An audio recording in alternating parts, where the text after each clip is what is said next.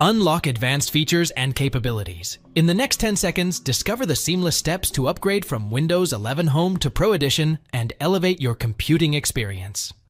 Make sure the system is selected in the Settings window by pressing the Windows button and then selecting the Settings icon. This will take you to the activation slide. Next, click on the Upgrade Your Edition of Windows drop-down menu. Here, you'll see that you have two options. From the left pane, simply scroll down until you find the About section on the right side. Simply select it. From the About section, simply scroll down until you find the Product Key and Activation section. You can directly alter the product key, but please be aware that there are currently no Windows 11 keys available. However, you can alter your product key if you have a Windows 10 Pro key.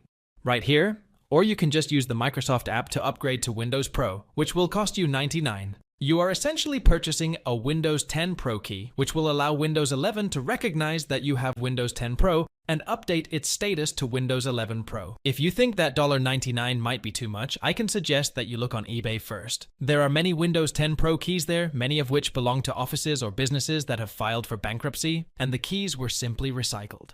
In my case, I purchased my Windows 10 for less than $2 on eBay, but it was a Home Edition Pro Edition. But please be wary of fake sellers. Look for high ratings and trusted sellers, because there's a chance some of them might be a scam. And that's pretty much how you can upgrade from Windows 11 Home Edition to the Pro Edition.